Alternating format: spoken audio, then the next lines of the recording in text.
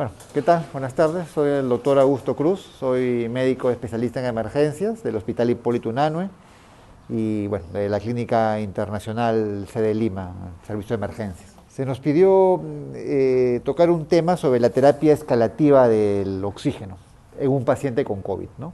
Es decir, un paciente que está con insuficiencia respiratoria, asociado a una insuficiencia respiratoria por COVID, ¿cómo vamos a enfocar el inicio y la secuencia de la terapia de oxígeno?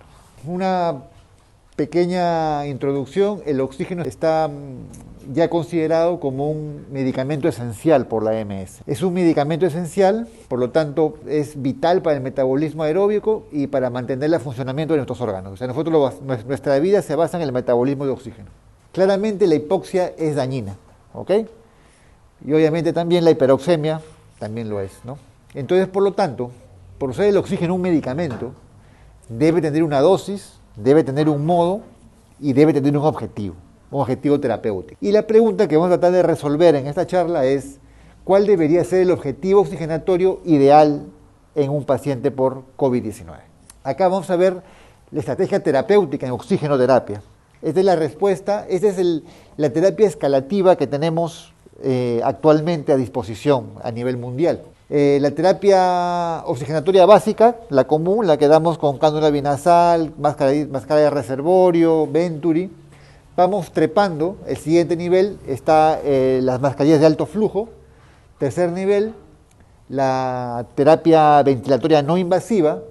Cuarto, la terapia ventilatoria invasiva. Y la último nivel es el ECMO, que es la terapia oxigenatoria por membrana, extracorpórea por membrana. Esas son las pirámides que existe actualmente para brindar la terapia oxigenatoria al paciente que lo requiera, independientemente del COVID. Entonces, para recordar simple y llanamente, la neumonía, la infección respiratoria por COVID es una infección viral que su principal característica o su principal órgano afectado y el más mortal es los pulmones, generando una neumonía o una insuficiencia respiratoria. Y la hipoxemia pues es parte de una de las características que definen una infección por COVID grave. Rapidito para ver la fisiopatología. Inicialmente la clínica es parecida a cualquier resfrío común: fiebre, dolor de garganta, puede haber diarrea, dolor de muscular, dolor de cabeza. Y mientras se inicia la fase viral, puede aparecer en algunos casos una fase pulmonar inflamatoria que genera una situación de hiperinflamación que te puede llevar a un cuadro de insuficiencia respiratoria o a un distrés respiratorio. Acá vamos a ver que estas son las intervenciones que nosotros hacemos con una comparativa con los recursos necesarios para atenderlo. Una pirámide ancha en la cual tenemos el 80% de los pacientes que tienen síntomas leves y que consumen unos recursos básicos, ¿no? Probablemente paracetamol, control en casa, nada más. Es el 80% que nosotros sabemos que tienen síntomas leves. Hay un mundo acá de gente asintomática, pero más o menos vamos a tratar de enfocarnos así. Probablemente en el futuro encontremos que estos valores sean más pequeños, ¿no? Que acá quizás haya un 50% y tengamos acá otro 70 o 80% de gente asintomática. Probablemente después esta pirámide se perfile un poquito más y se haga una base más ancha, pero todavía ahí faltan estudios. En pocas palabras, ahorita el 80% de pacientes infectados se considera que hacen síntomas leves. Consumen muy poco de terapia. Tenemos un 15% que hacen insuficiencia respiratoria, requieren hospitalización, generan consumo de oxígeno y los recursos necesarios aumentan, requieren hospitalización, oxigenación, etc.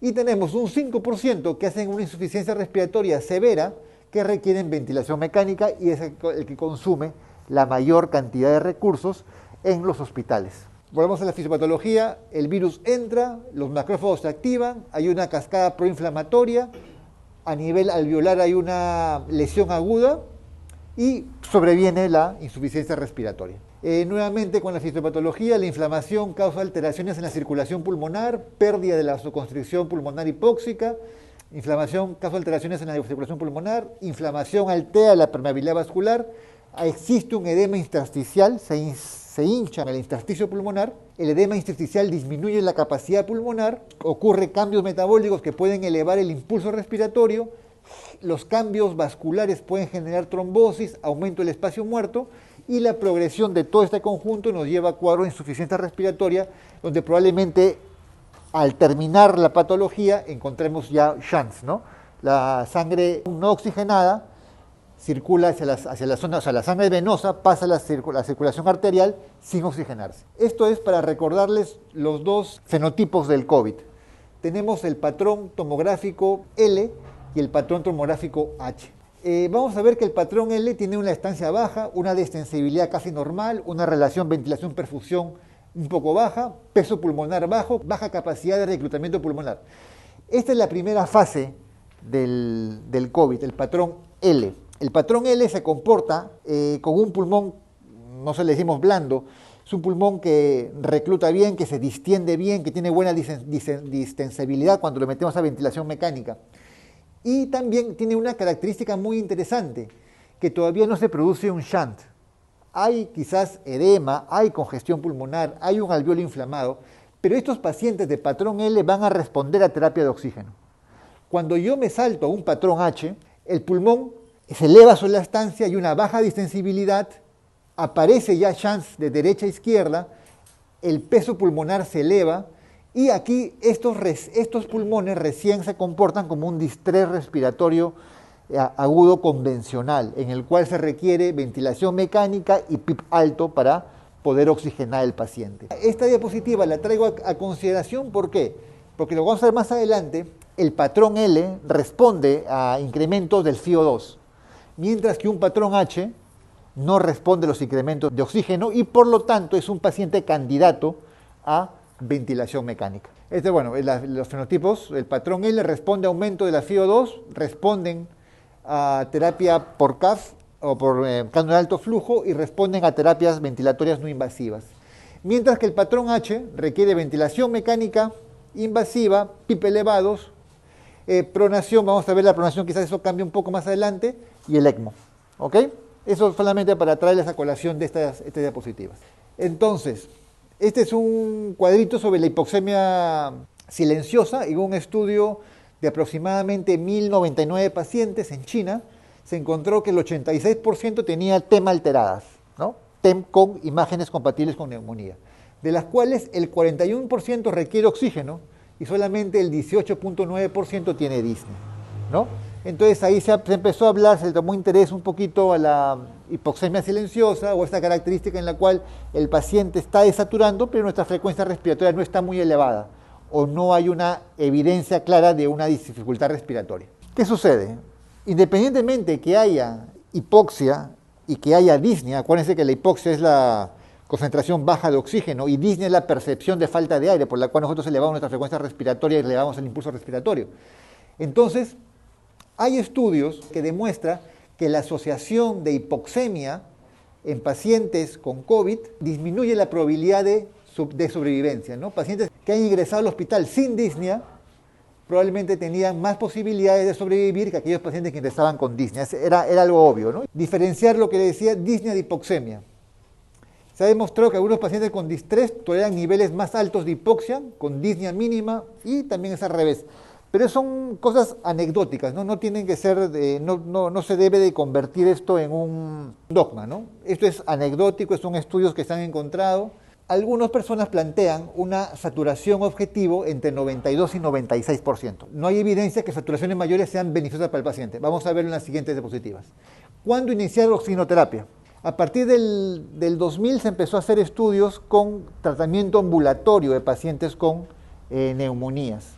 Entonces, este estudio se basó en la observación de pacientes con neumonía que fueron manejados en domicilio y se encontró que existía una alta asociación entre aquellos pacientes que saturaban 92 y menos de 92 y la mortalidad de los 30 días era mucho mayor en aquellos pacientes que saturaban menos de 90, menos de 92%, tenían más admisiones al hospital, o sea, reingresaban al hospital y tenían eventos adversos en gran mayoría.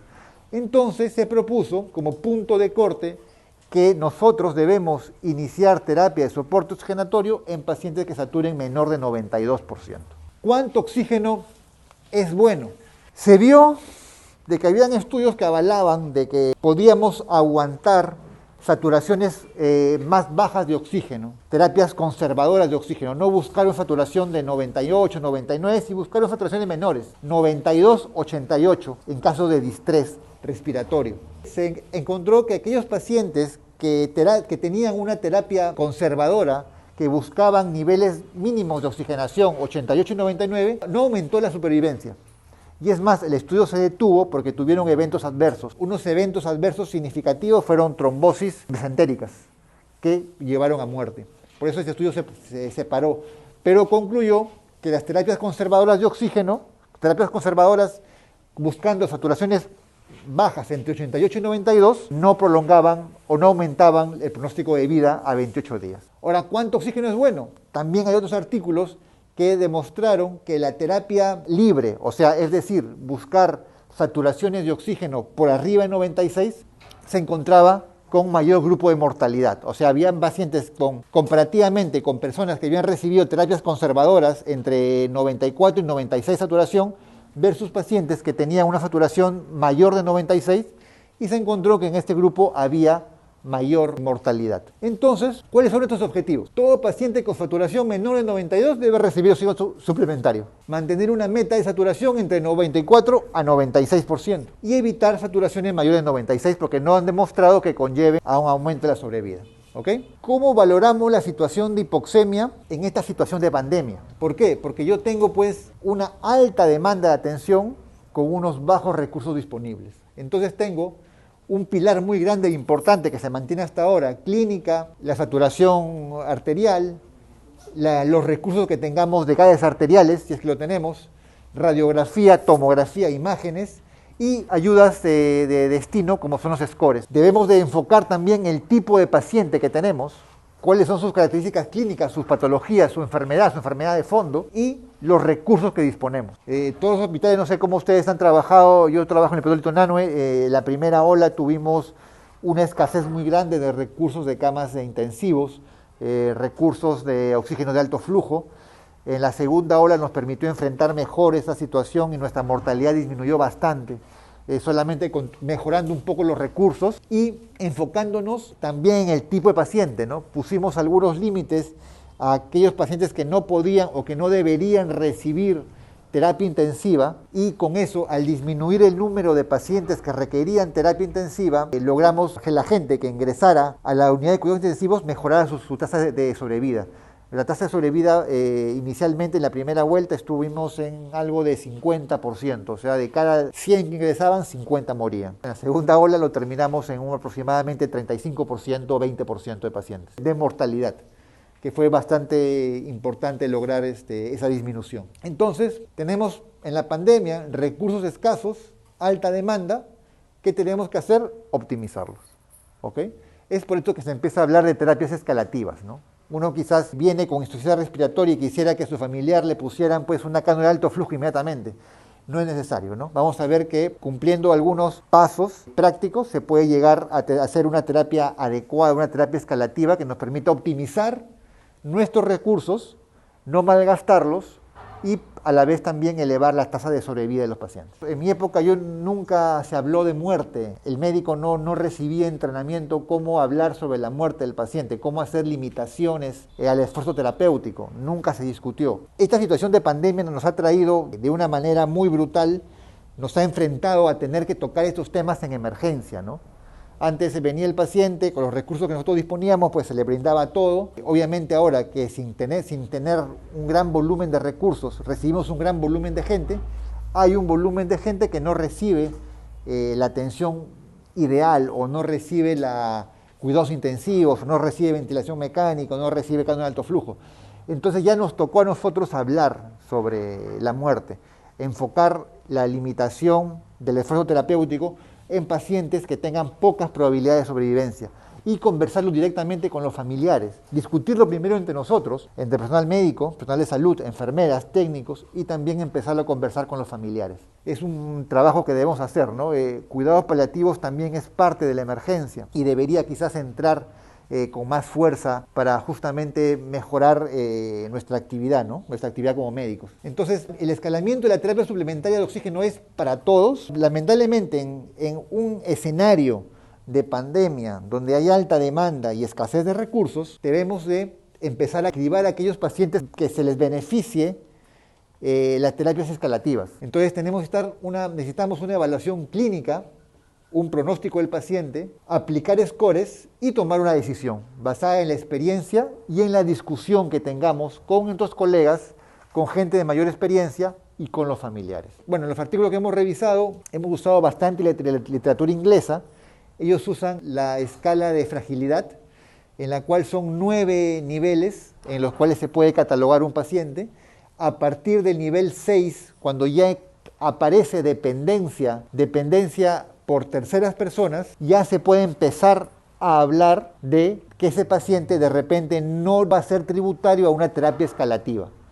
Todos van a recibir oxígeno, todos van a recibir tratamiento, obviamente, pero probablemente aquellos pacientes que tengan un índice de fragilidad muy alto, por encima de 6, no digo 6, porque el 6 es un punto de discusión, justamente han marcado entre el 3, 4, 5, 6 y 7 como zona de discusión, como un punto en el cual existen ciertas controversias, pero a partir del problema 8 y 9, pues ya es claro que el paciente probablemente no va a ser tributario a recibir una ventilación mecánica o equipos de sobrevivencia avanzados, ¿no?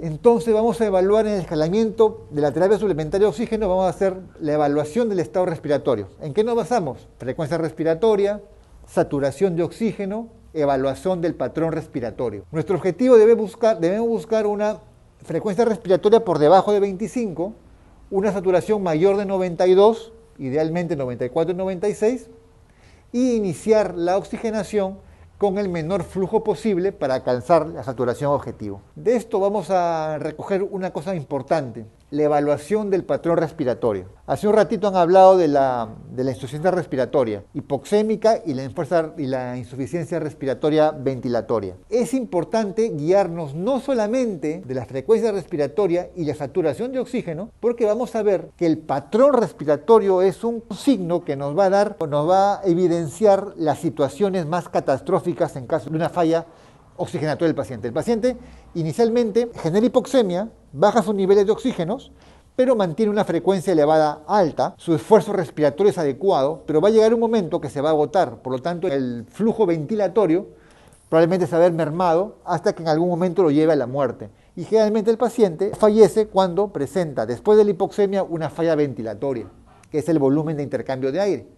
Entonces, por eso la evaluación del patrón respiratorio es tan importante. A veces nos pasa un poquito desapercibido, pero tenemos que levantar el polo, abrir la camisa, ver cómo es la respiración, si hay aleteo nasal, si hay retracción del esternocleidomastoideo, si hay respiración paradojal. Son cosas que debemos de buscarlas. Y tenemos dos recursos, la terapia oxigenatoria convencional y la no convencional. Convencionales por todos conocidos, cánula nasal, máscara simple, máscara de reservorio, sistemas Venturi. Y no convencionales, hablamos ya de cánula de alto flujo, ventilación mecánica no invasiva y ventilación mecánica invasiva. ¿Se acuerdan de la clasificación de falla cardíaca en caliente, frío, seco, mojado? Algo parecido. Sintomático respiratorio. Vamos a ver dos cosas, la oxigenación a través de la saturación y el trabajo respiratorio. Cuando tengo una saturación normal, la saturación puede ser normal o baja. O sea, tiene buena oxigenación o baja oxigenación.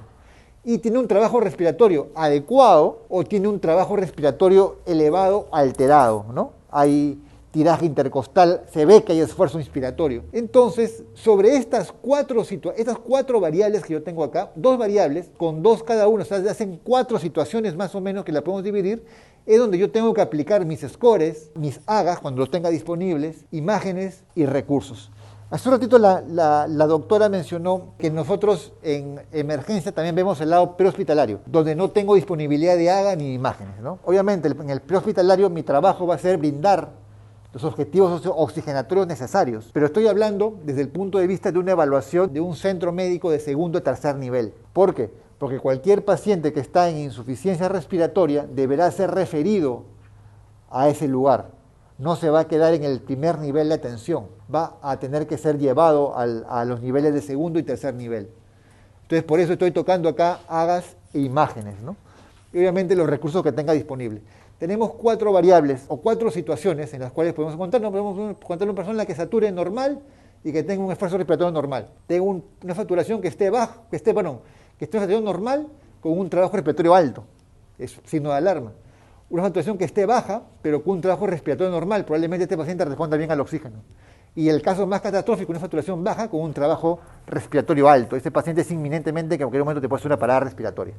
He tratado de llevarlos a un esquema en el cual si tengo una saturación normal, una observación. ¿Qué dicen las guías? Observación cada 6 horas, monitoreo domiciliario, etc. Si encontramos una saturación baja, pero con un refuerzo respiratorio normal, con una frecuencia respiratoria normal, probablemente este paciente esté en una fase L de la enfermedad, una neumonía con patrón de vidrio esmerilado difuso, probablemente me responda a cánula binasal, a máscara de Venturi, a máscara de reservorio.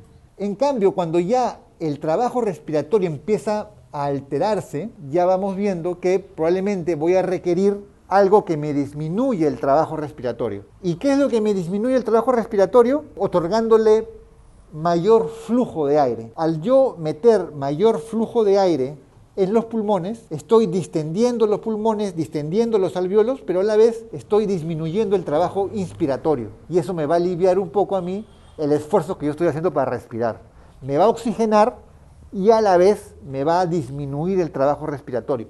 Esa es la ventaja de usar las cánulas de alto flujo y obviamente a las cánulas de ventilación mecánica no invasiva. No sé si ustedes han tenido la oportunidad alguna vez de colocarse una máscara de ventilación no invasiva. Relaja bastante porque te quita el esfuerzo que tú haces para respirar. Nosotros no nos damos cuenta realmente, pero respiramos con un esfuerzo físico. Cuando nos colocamos la máscara de respiración no invasiva, el cuerpo se empieza a relajar porque en realidad pierdes esa sensación de hacer ese esfuerzo que a veces uno no se da cuenta para respirar, desaparece y viene un estado de relajación enorme. Y obviamente cuando ya estamos usando cánulas de alto flujo y ventilación mecánica no invasiva, ya es un paciente que potencialmente va a poder usar en cualquier momento ventilación mecánica invasiva o la ventilación mecánica convencional. ¿Por qué? ¿Qué va a pasar? En cualquier momento la saturación puede bajar más, el esfuerzo respiratorio incrementarse, las mediciones de IROX crecer, aumentar, entonces ya el paciente probablemente sea candidato a ventilación mecánica. ¿Todos los pacientes cruzan por esta cadena de eventos? Yo diría que sí. Lamentablemente quizás en este punto, en saltar de cánula binasal, máscara de reservorio, a instrumentos de alto flujo y ventilación no invasiva y ventilación mecánica, por ser estos unos recursos escasos en nuestro medio, probablemente acá, a este nivel, se produzca el punto de corte, usando la escala de fragilidad para ver qué paciente se va a beneficiar más en usar la terapia escalativa y quién no. Arrancamos con oxigenación de bajo flujo, todos van a ir pronados. Para empezar, la pronación ha demostrado que disminuye la progresión de la enfermedad. Cuando tenemos oxigenación de bajo flujo, iniciamos con cánula binasal, máscara de reservorio, aumentar el flujo cada 30 minutos, ver respuestas, ver las metas. Si yo tengo más recursos, lo voy a pronar y obviamente voy a pensar qué pacientes se van a beneficiar con cánula de alto flujo y ventilación mecánica no invasiva. Y obviamente, a partir de este nivel ya también voy a tener que elegir qué paciente va a ser tributario usar ventilación mecánica en caso que se agrave. Lamentablemente a veces tenemos que tomar decisiones y esas decisiones se van a tomar con mayor frecuencia o mayor intensidad en estos momentos de pandemia. La pronación en un ensayo redujo la incidencia del fracaso de tratamiento, o sea, disminuyó las tasas de intubación y muerte en los pacientes que fueron pronados. Y lo más interesante es que no hubo ninguna señal de daño por la posición prona, o sea, la posición prona de por sí es práctica, fácil, funciona y no genera daño. Por lo tanto, se debe aplicar a todo paciente que se encuentre con insuficiencia respiratoria por COVID. ¿Qué buscamos? Saturación mayor al 92% y una frecuencia respiratoria menor de 25 y disminución del esfuerzo respiratorio. Esta es nuestra meta, acá no hay discusión. El estudio Recovery hizo 3 ramales: cánula de alto flujo, ventilación mecánica no invasiva y terapia convencional de oxígeno, sin sistemas de alto flujo ni ventilación mecánica. O sea, de los 3 grupos, quienes pasaban a ventilación mecánica. Y se encontró que el CPAP redujo la necesidad de intubación, o sea, la máscara de ventilación no invasiva redujo la necesidad de intubación en comparación con la oxigenoterapia convencional. Nosotros estuvimos el año pasado con el boom de las cánulas de alto flujo. Los artículos o los primeros reportes mostraban de que la cánula de alto flujo respondía muy bien. La experiencia que yo tengo en mi hospital es bastante buena. es bastante bueno, nos hemos sorprendido muy gratamente con el uso de la cánula de alto flujo. Pero este estudio quizás es el estudio más elaborado y el que tiene mayor respaldo científico. Si uno lo revisa, tiene algunos errores de método, pero es el estudio de mayor evidencia. Y se encontró de que la ventilación mecánica no invasiva usando CPAP sí disminuía la mortalidad y sí disminuía la intubación, en comparación con la terapia convencional de oxígeno, solamente con cánula binasal, máscara de reservorio, y el uso de cánula de alto flujo. Sin embargo, a pesar de eso, la cánula de alto flujo demostró que tener menos complicaciones, ser más accesible al trabajo del médico y ser más fácil de poderlo pronar que con una máscara de ventilación no invasiva. Realmente, para recordarles un poquito, existe todavía controversia sobre las cánulas de alto flujo. No se ha demostrado. En mi experiencia sí nos ha demostrado bastante, nos ha ayudado mucho, pero obviamente no tengo yo una máscara de ventilación no invasiva para compararlo, ¿no? Obviamente los costos de un sistema de CPAP, quizás que dependa de un ventilador mecánico, sea muy oneroso para nuestro medio, ¿no? O sea, por lo tanto no podíamos compararlo, era tener uno u otro. Y se escogió lo más barato, que eran las cánulas de alto flujo, para comprarlas de parte de mi hospital. Nos equipamos con ventiladores mecánicos, obviamente, pero esos ventiladores mecánicos los usamos exclusivamente para ventilación mecánica invasiva. A pesar de poder en algún momento usar ventilación invasiva, se decidió usar esos ventiladores solamente para ventilación mecánica invasiva, ¿no? Y los equipos de alto flujo como alto flujo. ¿Se acuerdan los signos ominosos de un paciente que probablemente ya está llevándose a la falla ventilatoria, la falla respiratoria, con una falla ventilatoria y próximos a la muerte? ¿Cuáles son los signos clínicos? La disnea severa, uso de músculos accesorios, respiración paradojal, una taquimia mayor de 30, PAFI menor de 200, FiO2 mayores de 40 para asegurar una saturación mayor de 92, insuficiencia ventilatoria con una retención de CO2 por arriba de 45, ya son signos ominosos. Y ese paciente debería entrar a ventilación mecánica. Pero ¿qué sucede? La ventilación mecánica en nuestro medio es muy escasa. Por lo tanto, nosotros tenemos que elegir qué paciente se va a beneficiar más. Debemos de preguntarnos cuándo intubar. Obviamente sabemos que cuando hay un deterioro ventilatorio, el paciente no es capaz de ventilar, tengo que intubarlo. Pero también es una decisión multifactorial. Hay un artículo alemán muy interesante sobre cuándo intubar y obviamente deja al lado lo técnico, ¿no? Yo esperaba encontrar un artículo con muchos números y no había ningún solo cuadro de números. Era todo disquisiciones médico-clínicas en función al paciente. Entonces la decisión de intubar en situaciones de pandemia por COVID, ya perdemos un poquito el deterioro ventilatorio, ya deja de ser la causa importante de ventilación y entran a tallar otros factores. Pronóstico del paciente, edad del paciente, situación del paciente, recursos, el miedo que tiene el médico de intubar, etcétera. Hay un montón de factores que influyen. No sé si ustedes han tenido la oportunidad. Hemos tenido pacientes con PAFI menor de PAFI que venían 230, 200, 150. Ya, ventilación mecánica. Si se mejora, porque obviamente tenía un solo ventilador, ese paciente se va a beneficiar con el ventilador mecánico. ¿Qué tal si ahorita llega un chico de 30 años, un chico de 40 años? Y mi paciente tenía 60, 70. Entonces, caemos en esperar. Entonces ahí nos guiamos por el patrón L y el patrón H. Mi opinión es que si yo encuentro un paciente desaturando con un patrón H, lo debo meter a ventilación mecánica, si es un paciente elegible. Mientras encontremos un patrón L, yo podría esperar, podría ver cómo me resulta con la pronación y la oxigenoterapia, ¿no? Por eso es importante a veces de que los pacientes graves deban ser referidos a centros especializados que encuentren tomografía, análisis de gases, etc. Es por eso pues que en situaciones de pandemia se generan muchos gastos en salud, ¿no? Nosotros quisiéramos que los hospitales estén libres, pero no podemos, porque ¿cómo le pido yo a una posta médica que tome una decisión un paciente que está con ansiedad respiratoria? Este paciente satura 88, con cánula binasal me ha respondido, entonces ya no lo envío a mi hospital. No.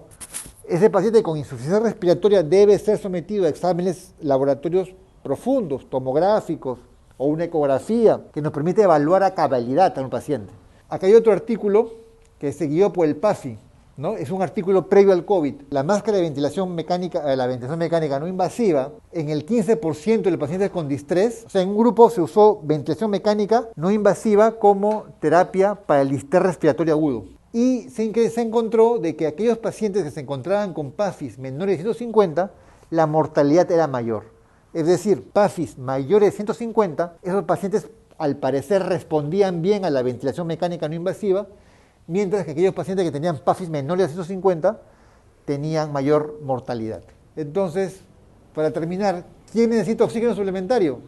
aquel paciente que se encuentra con una saturación menor de 92, disnéico con frecuencia respiratoria alta. ¿Cuál es el mecanismo oxigenatorio más eficaz? La que logre nuestra meta oxigenatoria. Debemos de trazarnos nuestra meta oxigenatoria, que debe ser tratar de ahorrar en lo posible el oxígeno. No sé si ustedes han pasado, mi límite de cánulas de alto flujo en la emergencia en hospital eran 7. Prendía otra máquina de alto flujo, se me apagaban los ventiladores mecánicos, porque perdían flujo de oxígeno. La verdad nunca había notado, nunca había observado la importancia de las presiones y los flujos o los caudales de oxígeno en los sistemas que transportan el oxígeno al hospital. Nunca me había dado cuenta, nunca me había tenido que pensar, pero fíjense lo que pasaba, ¿no? El hospital, nosotros estamos llegando a usar hasta 35 cánulas de alto flujo, pero en emergencia, debido a que solamente recibimos un tubo de oxígeno de la planta, mi sector solamente soporta 7 cánulas de alto flujo. Cuando se aumenta una más, ya empiezan a fallar los demás ventiladores, todos los más equipos, cae la tensión de oxígeno, el paciente se puede complicar y fallecer.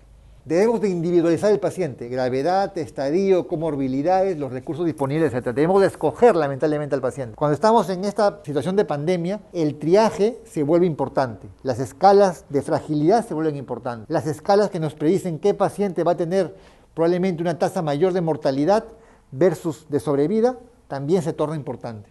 Pero al final acuérdense que la decisión es nuestra, la decisión es del médico tratante. Y recordad que tenemos dos sistemas, ¿no? Los convencionales y los sistemas no convencionales. Los sistemas convencionales son oxígeno, cánula binasal, y los no convencionales las terapias de alto flujo, ventilación mecánica no invasiva, etc.